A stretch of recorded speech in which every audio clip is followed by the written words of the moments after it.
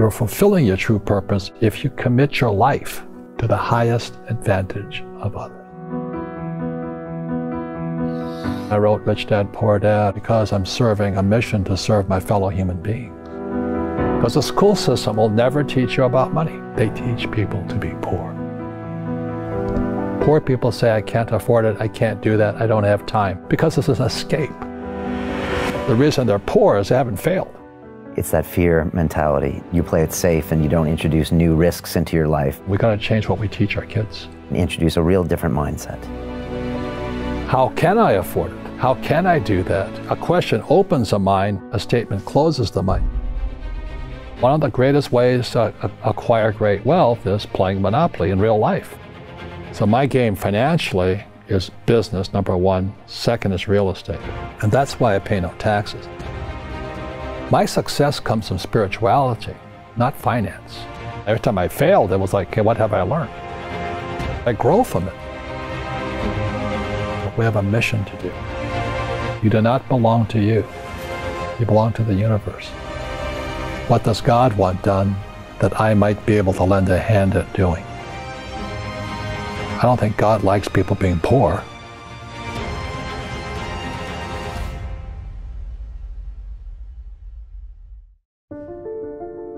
They say that the human race is doomed, that we have lost touch with our true nature, that the media has corrupted us, and that the planet has no future.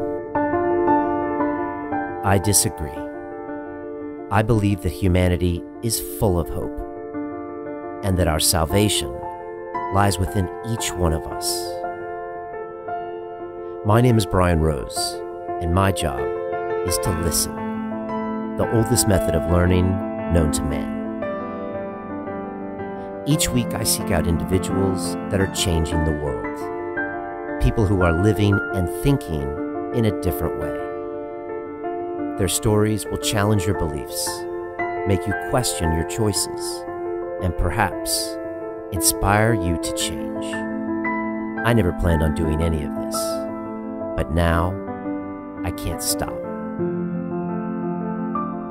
Join me on this mission and make humanity something we can all be proud of.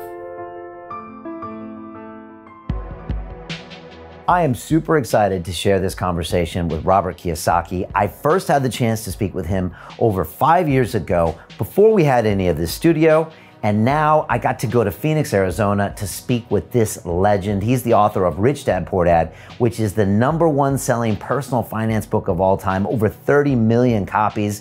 And Robert has been there and done that. He started companies, built real estate empires, and taught people how to have a rich mentality.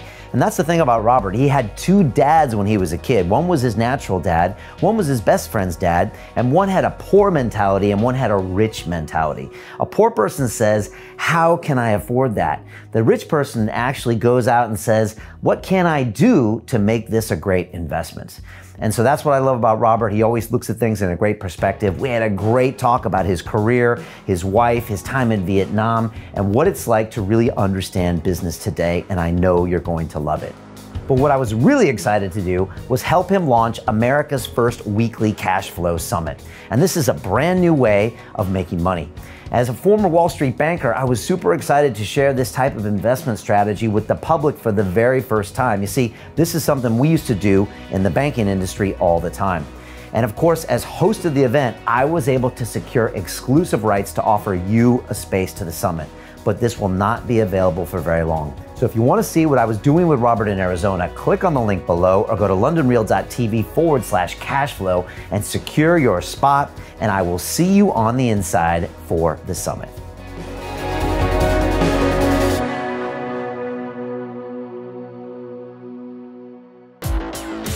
London Real doesn't stop when the conversation ends.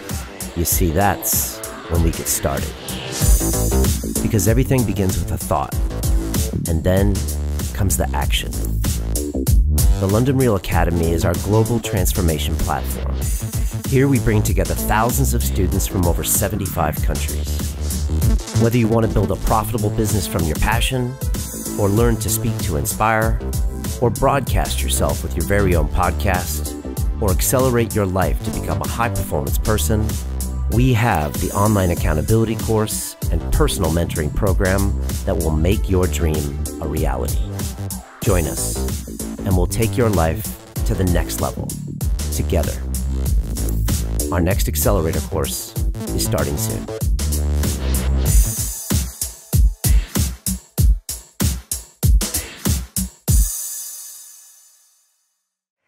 This is London Real. I am Brian Rose. My guest today is Robert Kiyosaki, the entrepreneur, educator, and investor, best known as the author of Rich Dad, Poor Dad, the #1 personal finance book of all time.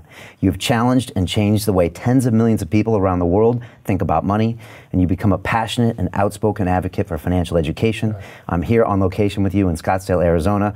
Robert, welcome back to London Real. Well, thank you. I enjoyed our last interview. Yeah, it was fantastic. It's been a great day here, and yesterday as well, spending time with you.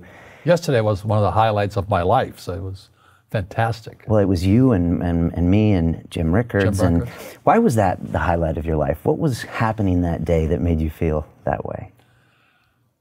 Well, you ever seen a kid, you know, like they're playing football or baseball, whatever the sport is, and they go onto the field and they meet their hero. You know, they'd be like meeting David Beckham or, you know, somebody like that.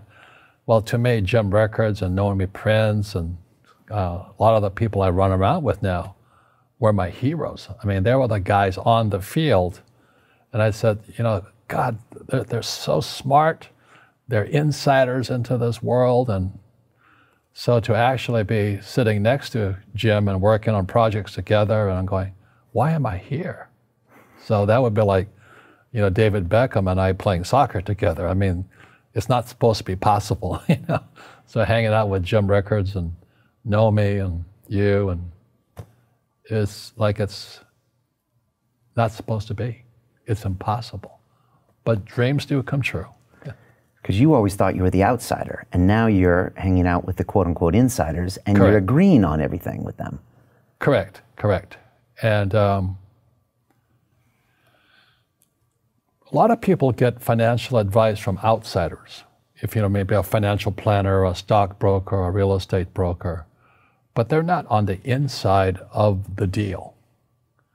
And one of the reasons I like being an entrepreneur and being a real estate guy is I'm always trading from the inside. I know the deal. I'm part of the deal. I am the deal, you know. But the average person who buys like stocks, bonds, mutual funds, ETFs, and saves money, they're outsiders. They have no idea what's going on between them and the real world of inside. So Jim Rickards and Nomi Prince, they were, you know, Jim was with the CIA, Long-Term Capital Management, the Pentagon, and they're the inside on what's going on with money. Nomi Prince was with Solomon and Lehman Brothers and Goldman Sachs. They're insiders. And I was this little guy on the outside trying to figure out, what are those guys doing? You know, how are it's almost like, what's the wizard doing? You know, how is the wizard pulling these handles and all this? And we're all outside jumping around doing as they tell us. You know, you should save money. Okay, I'll save money. You should buy stocks. Okay, I'll buy stocks. You should put some money in bonds. Okay, I'll buy. And I said, there's a wizard in there. I want to know who that wizard is. And so Jim and these guys are as close to the wizard as I could get. How does a 9-year-old kid in Hawaii, a poor kid, get to this point? Yeah. Well, I wasn't poor by most people's standards. But I came from a family with a poor attitude, if you know what I mean. Because rich, poor, middle class, poverty starts with a fundamental attitude. So I was in Hawaii, I was 9 years old. My father was the head of education, you know, PhD. Very smart man, good guy. And for some reason, we moved across town and I went to a school with rich kids. So this is a little town called Hilo, Hawaii. You know, that's not on the map anywhere, but it is. It's a sugar plantation town. So when I was 9 years old, I moved to this rich kid school. And suddenly I realized I was poor because it's relative. You know, as Einstein, it's all relative. And my classmates were mostly white guys. And I was one of the few Asians in the class. And these guys, their fathers owned the banks, they owned the plantations, they owned the car dealerships, they owned the meat packing company, they owned the ranches. And I'm going, how come my dad doesn't own that? So I remember raising my hand when I was 9 years old, talking to my fourth grade teacher, and I said, you know, when am I going to learn about money? And she was this woman who should have retired 50 years earlier. She was so sick and tired of kids by this time. She says, the love of money is the root of all evil. And I said, what am I, in Sunday school? And I was this punky little 9-year-old kid. And she says, we don't teach money at school. I said, why not? And she couldn't answer me. And she got very flustered. She said, sit down, take your seat. And then I got curious. I said, why don't we learn about money? She says, go ask your father. He's my boss. So my father was the head of education, PhD, all that stuff. I go home and ask him, I said, why don't we learn about money in school? And he looked at me and says, because the government doesn't let us teach that subject. The government tells us what we can teach and what we can't teach. And I thought that was strange. And I said, but aren't we going to school to learn about money? He says, no, your job is to get a job. I said, but you get a job to earn money. He goes, no, you're supposed to just get a job. I went, no. Isn't the purpose of a job to earn money? He goes, you're correct. I said, so why don't I just learn about money? I can skip the job part, you know? And he got flustered and he said, look, and my father was, for Japanese, very tall, 6'4", and imposing man, good guy. But he says, if you want to learn about money, why don't you ask your best friend's father about money? And I said, why? That's Mike. So I asked him. He says, because Mike's father is an entrepreneur. And I said, what are you? He says, I'm an employee. I'm a government employee. And I went, oh, what's the difference? He says, the difference is an entrepreneur must know about money, or they're no longer entrepreneurs. And he says an employee doesn't have to know anything about money, because the government will take care of them, the company will take care of them. So I'm all confused. But I took my dad's advice and I trundled over to Mike's father's office and knocked on his door and I said, hey, I'm here, 9 years old. Teach me about money. He says, beat it, kid, you know. But that's where the story of Rich Dad, Poor Dad started. And finally, through persistence, my rich dad started teaching me about money on one condition. And that condition was he would never pay me.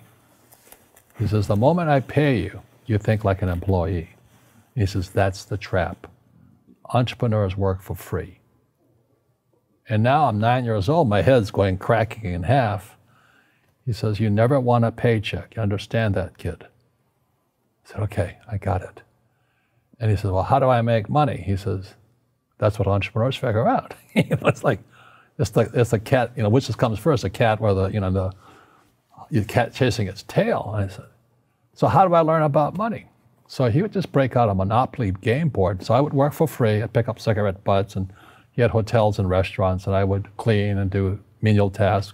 And as I got older, I started getting into office work and marketing and accounting, and I was an apprentice basically, but I always worked for free. And he would teach me about money, but the way he taught me about money was playing Monopoly. And finally one day I got upset. I said, well, when are you going to teach me about money? He says, what do you think we're doing? We're playing Monopoly. He goes, no. What do you think we're doing? We're playing Monopoly. He says, what do you think we're doing? So I don't know. I'm teaching you about money. And then that's when, you have one green house. He says, there's many formulas for great success in money. There's thousands of them. But one of the best ones found on the game of Monopoly. It still is today. 4 green houses, 1 red hotel. I said, what? He says, one of the greatest ways to acquire great wealth is playing Monopoly in real life. 4 green houses, 1 red hotel. Well, is that all there is? He goes, that's it. And he says, what do you think I'm doing? And I went, I don't know. So then he took me out and he showed me his green houses.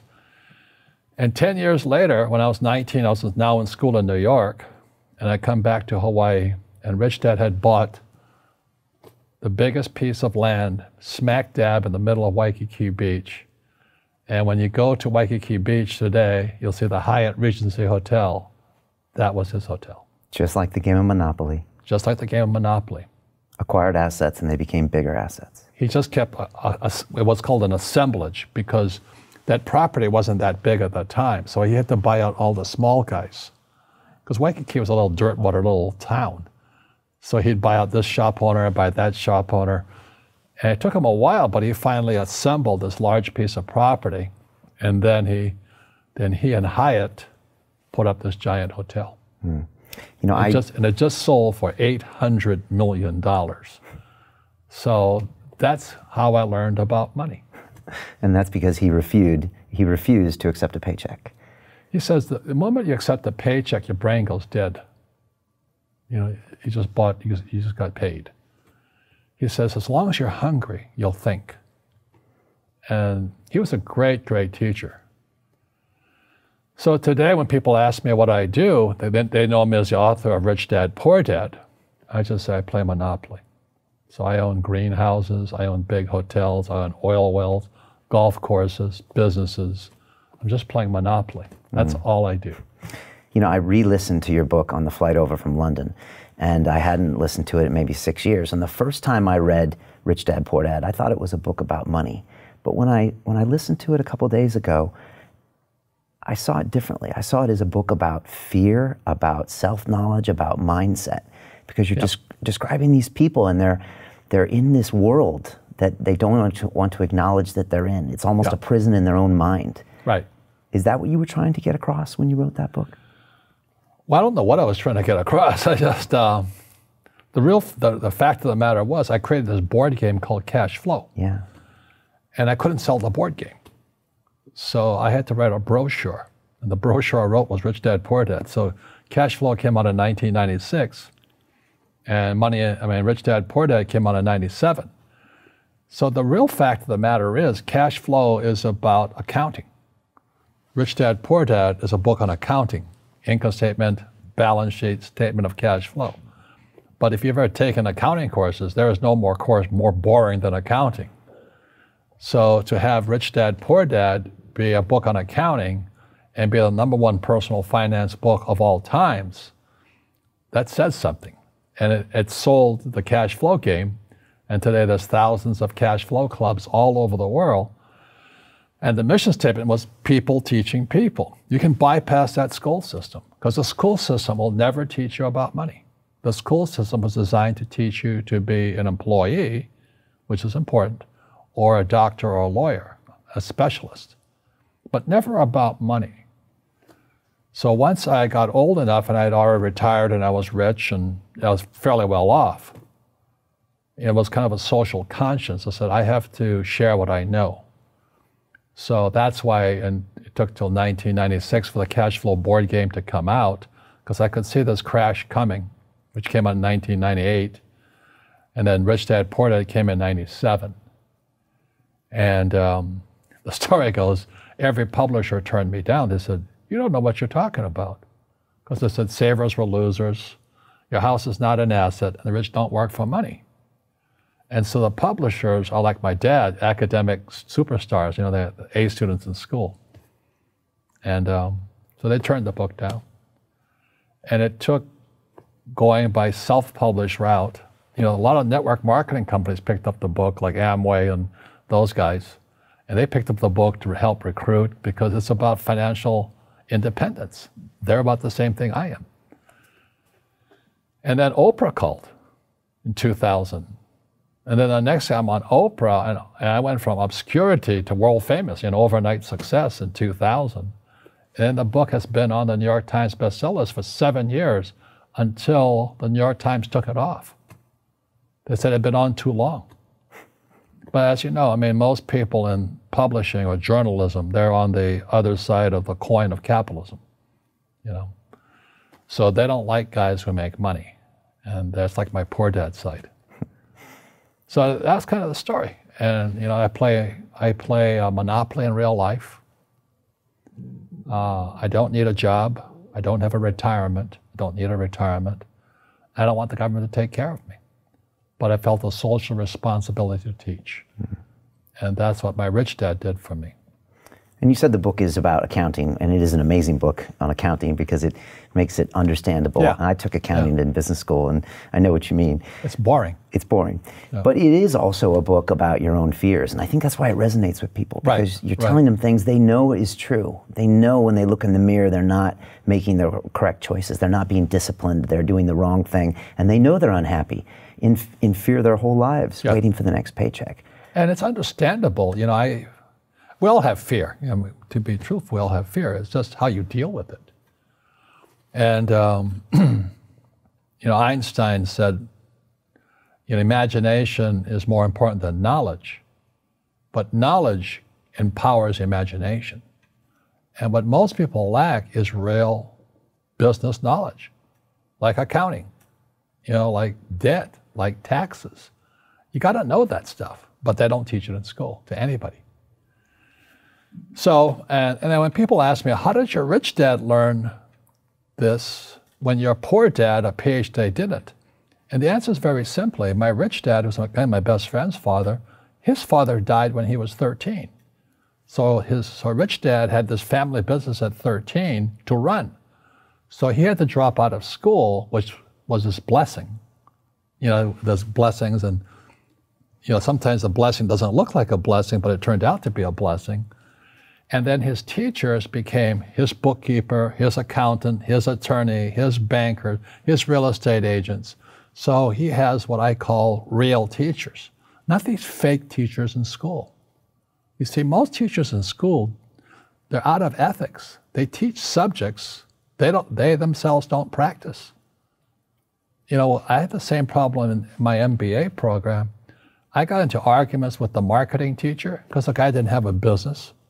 And then I got into arguments with the accounting teacher because the accounting teacher didn't know accounting. I knew more about accounting than him because I actually worked in bookkeeping in my rich dad's companies. And so I'm not an accountant, but I understand accounting. So that was the end of my school years because I understood what a fake teacher is. A fake teacher is somebody who just wants a job and they'll teach anything.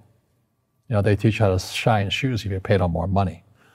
But they really don't know what they're teaching. For example, my calculus teacher, went to military school in New York, and I asked the teacher, I said, you know, I'm in my third year of calculus now. It was called strength of materials. I said, am I ever going to use this stuff? He goes, no. You know, I said, why do you teach it?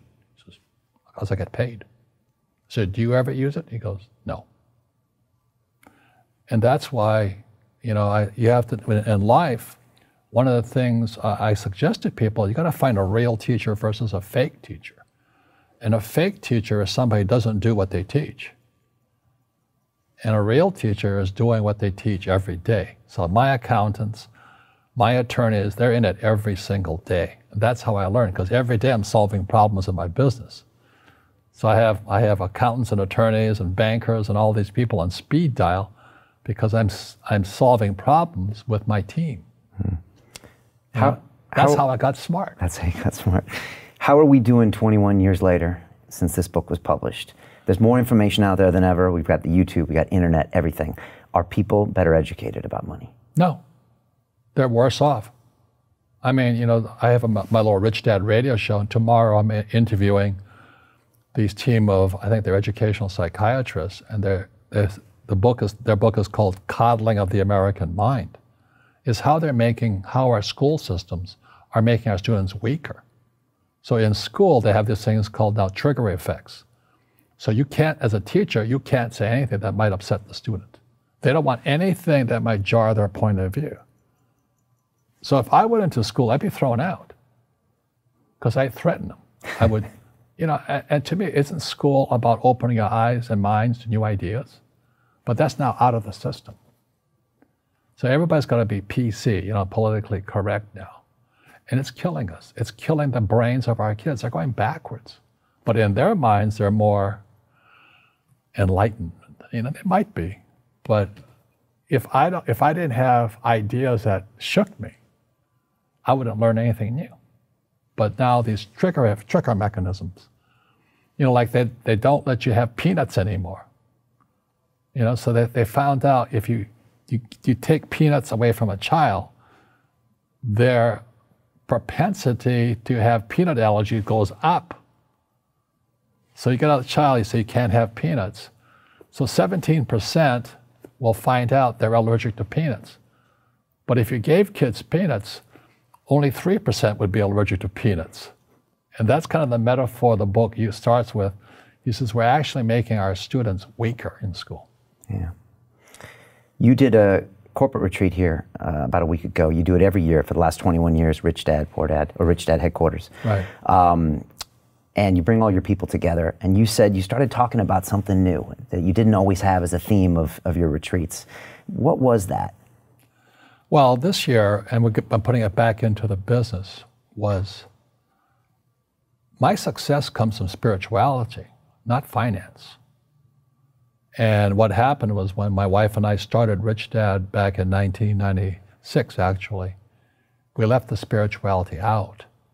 And then the corporate types came in, you know, the MBAs and the accountants and attorneys, and they tried to make it into a business. And I said, no, we're just a bunch of merry men who are kind of like Robin Hood and his gang. Are you Robin Hood? Taking from the rich and giving to the poor? No, I don't believe it. I don't believe in giving to the poor. But you're giving knowledge to the poor. Yes. That's a very big difference. You see, people say, well, why don't you give the poor money? So the only problem with that is it just creates more poor people. Give a man a fish, he fishes for the day, or eats for the day. Yeah, you give a man a fish, you get a lot of people who want more fish, you know? But you teach them to fish. But you are the Robin Hood of knowledge, because I see you giving this knowledge out, and yeah. Do the rich people cringe and say, don't tell them that, Robin? Yes. Don't tell people what you know. Right. Keep them poor. But, you know, unfortunately, the poor, as was in the Bible, I'm not real religious, the poor will always be amongst us, because it starts up here. Right, it's that fear mentality. It's in their words, you know, and the words become flesh. Again, I'm not really religious. I flunked out of Sunday school also. But when they say I can't afford it or I can't do that, they go down. They become what they say. And I made so many people, I can't afford it. You think I'm made of money? Your mom used to say that. Your mom used to say that. My dad. Your dad. My PhD dad, he says, what do you think I am, made of money? I can't afford that. And my rich dad would say, that's why he's poor. Poor people say, I can't afford it, I can't do that, I don't have time. Because it's an escape. It's an escape, you know what I mean? It's easy to say, I can't afford it. Oh, I'm too tired. Oh, I can't go to the gym. You know, when you could go to the gym, but no, I can't. Truth is, I'm just too lazy to go to the gym. And you play it safe and you don't introduce new risks into your life. And so I have job security. Right. And your rich dad used to say what instead of, I can't afford it? How can I afford it? How can I do that? You know, what would it take, or why should I do that? He says that a question opens the mind, a statement closes the mind. See, when you say, I can't afford it, your mind shuts down, and you become what you say. You know, like, I struggle with weight all the time. You were telling me that you were on a vegan diet and all that. Yeah. You know, I go on a vegan diet 3 times a year. It's one of the most miserable things in the whole world, but I had the discipline to do it for 21 days. And then I'm back to pigging out again, you know. But the thing is that we become creatures of our own habits. And until we break the habit, we don't change. So I have my retreats twice a year, 3 days. People come from all over the world and we study together. And this time we went back to spirituality. Spirituality, most people they can't believe what they're hearing from Robert Kiyosaki, that Rich Dad, Poor Dad was originally about spirituality, because they think it's all about the money. It's not. Yeah. You know, people say, well, money is not that important to me. Then if money is not that important to you, money is not important to you. I mean, you know what I mean? I don't care about money. The money doesn't care about you. You know, the word does become flesh. Right. Or I'll never be rich. Or the favorite one is the rich are greedy. It's the poor that are greedy. You know, if you think about it, because to be rich, you have to give something. You know, you have to. I have to produce books and games, and I purchase real estate, I provide housing, provide jobs and all that. That's why I'm rich. But greedy people produce nothing. Oh, no, it's the rich that are greedy. And I'm going, hey, sports fans, you know, you point a finger forward, 3 are pointing backwards. And so, as we know, there's a big attitude problem against the rich today. I had a guest on my show recently and he said, poor people are selfish. Yeah. Hit a lot of people below the belt. And he said, no, think about it. These people are selfish. They're always complaining about their problems. They're always focused on their own issues. Yeah. Do you agree with that? Well, the way you get rich, you solve other people's problems. Right. That's how you create value. Yeah. Right. Yeah. If you could cure cancer today, you'd be a trillionaire. You'd be an instant trillionaire. Nah, I'm just too busy to work on that. I think I'll play golf instead. Tell me about how you bring spirituality back into a company, a corporation, or Rich Dad. Well, because it's a business, I can't force anybody to do anything. But we study spiritual books. Like the last book we studied was The Power of Now by Tolle, T-O-L-L-E. And then before that, we studied those types of books. We also study finance books. But then I encourage meditation and this process called clearing. Tolle talks about we have pain bodies in our, it's like maybe your father did something to you 50 years ago. Well, that pain is still there. And meditation doesn't get to it. So there are people with the precision, it's like a laser guided to go in there and remove the mental and emotional pain. So there are processors who can do that. So at our events, we have these processors and they're made available to people. Now, does everybody participate in it? No. Right. You have to have a little faith. It doesn't work. Right. Yeah, and I was trained as an engineer, and science told me that none of this stuff works. But when I meditate and I practice yoga and I do these things, I do find pain leaving my body. So again, I have to ask myself, am I stuck in that poor dad mindset of believing everything everyone tells me and not making some decisions for myself? Yeah. Well, when people ask, like, how did I get on Oprah? How did I write a book with Donald Trump, now President of the United States? Not that I'm endorsing him. He's much hated. Good man, though. I want to talk about him. But anyway, how could I have done that? Well, it wasn't my brain. It was, Oprah had me on the program because she's concerned also. Trump and I wrote the book together because we both had rich dads. And we both are advocates for financial education. And a lot of people just hate him because he's rich or he's obnoxious. He is obnoxious, I can't give it that. But we didn't get together for about money because we both had rich dads who taught us how to make money. Our schools don't teach that. Our schools teach almost the exact opposite of that. So anyway, how does a guy like me, a little kid with no money, and it wasn't I was poor, we're very middle class, I think my father was making about $20,000 a year. And when I graduated from college, I was making $120,000 a year. 6 times the amount he made. And I was 21 years old. And he goes, how'd you do that? I said, I didn't go to the same school you went to. You used your mind in a different way. No, I just followed my heart. Okay. I went to school to be a ship's officer to sail. So I sailed all over the world. And back this was in the 60s, if you sailed into the war zone, Vietnam, which I did, you got double the pay and no taxes. So that's how I was making $120,000 a year. And I come back, my father's still making $20,000 a year. I'm making $120K. And he can't understand it because he's a poor man in mind and in soul. He says, you've become like one of those rich guys. And I said, just because I have money? I'm in the war zone, I'm doing this. But it violated all the core values. See, the reason, as you had, is that Lipton?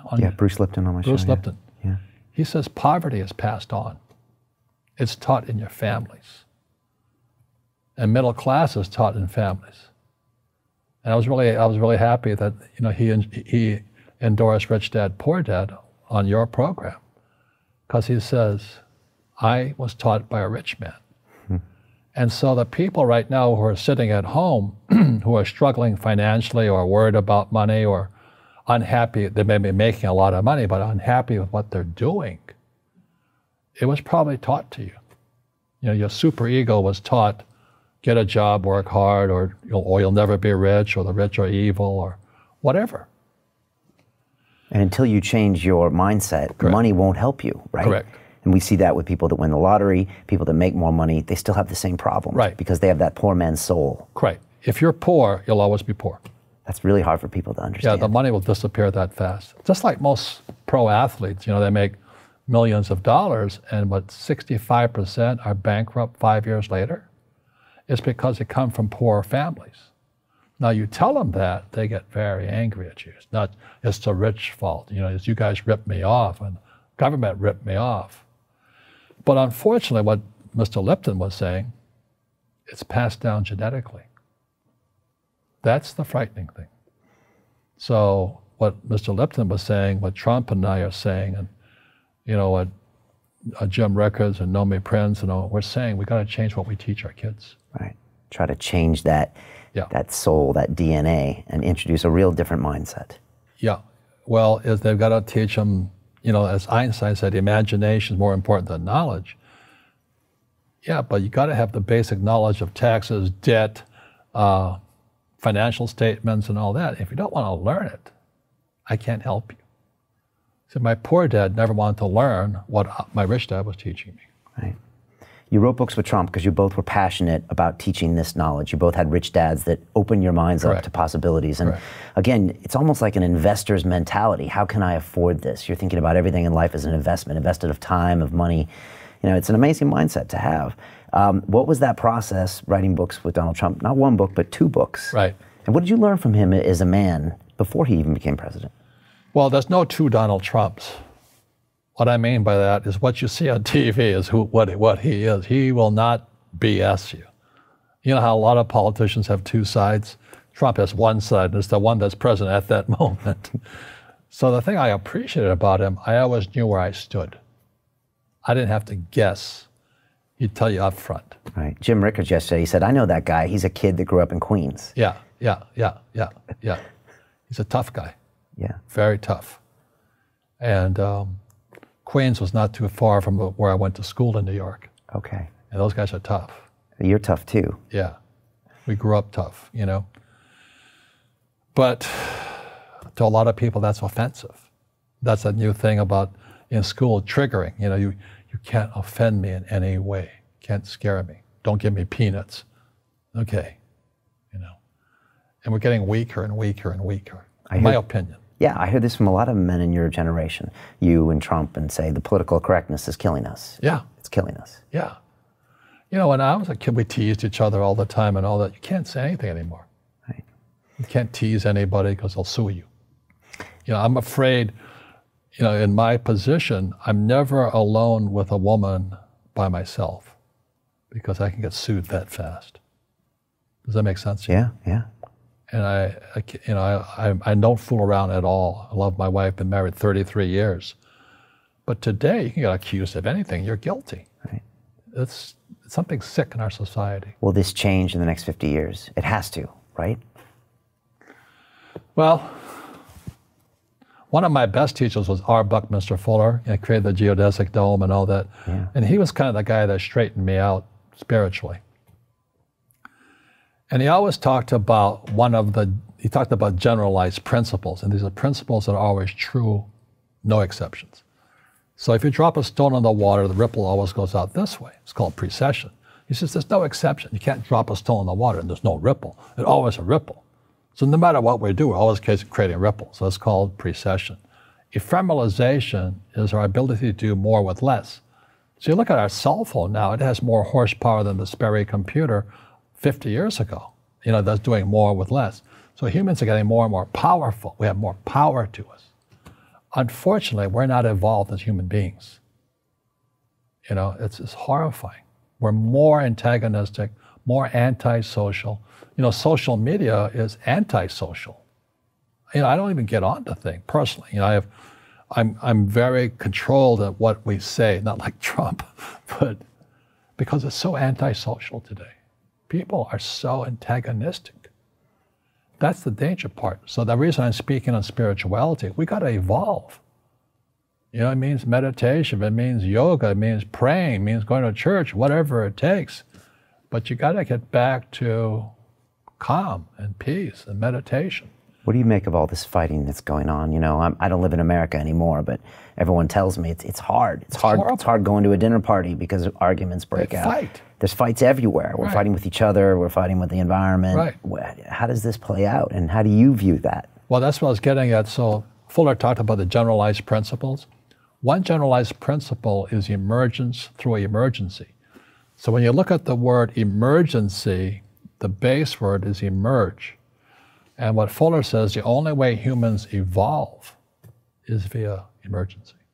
Crisis. Crisis. And a big one's coming. And it's going to be, as we all know, our banks have ripped us off immensely. There's just a bunch of crooks. I don't know how they can live with themselves. But, you know, the bankers rip off trillions and they get bonused in billions. Nobody goes to jail. That's the sickness of our society. So that's why Trump and I write about financial education. It's almost like self-defense. It's almost like taking judo against our own government and our own banking systems and Wall Street. So that's why we're here with, you know, Jim Rickards and Nomi. It's kind of self-defense, teaching people what schools will not teach us. I spoke to you yesterday and asked about the next 3 weeks. You're traveling all around the world. And I said, Robert, why are you traveling so much? And you said, because I need to let people know that this crash is coming and that these problems are out there. You feel like you have a mission to let people know about this. It's a sense of that, yes. And you know, why do I have, you know, I have bad luck too. I've had financial crashes. I've had people stab me in the back, but they're all good because I grow from it. That's spirituality. Right. You know, people who are afraid of making mistakes, like they teach in school, they don't ever grow. Because spirituality is there's good and there's bad, there's right and there's wrong, there's up and there's down. Most people only want to be right.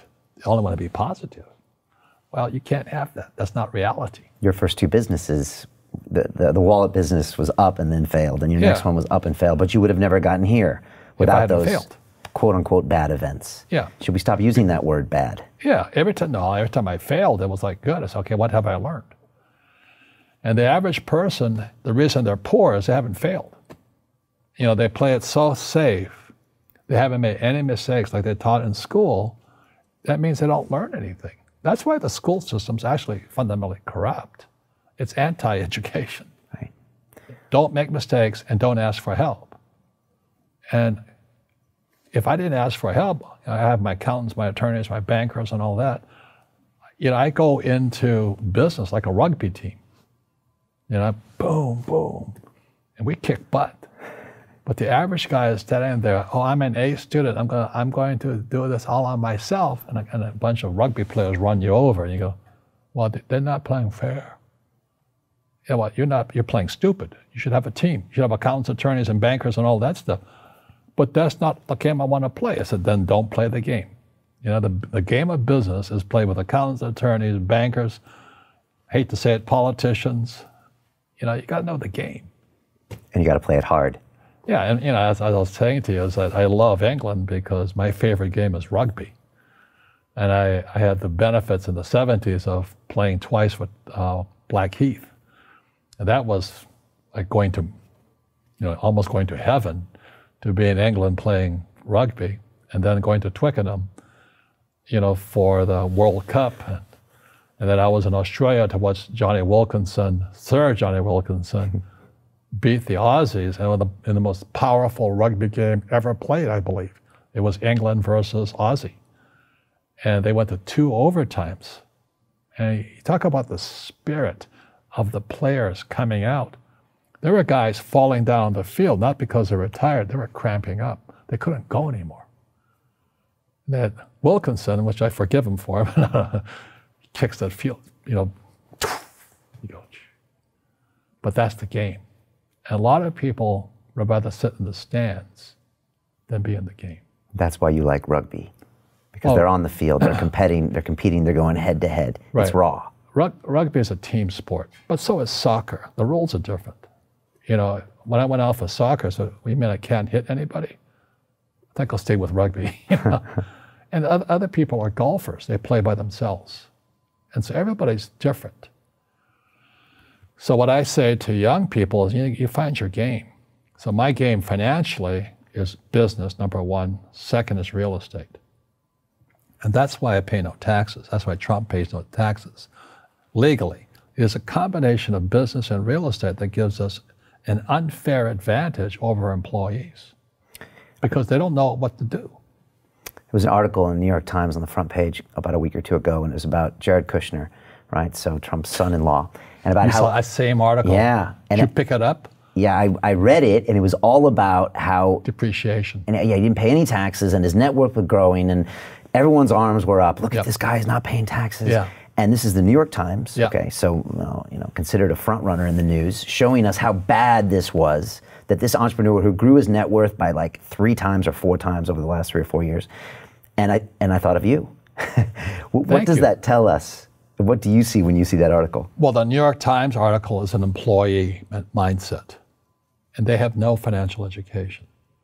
Somebody said Kushner has a loophole called depreciation. I go, you idiot. It's illegal. It's not a loophole. Depreciation is what the government wants us to do.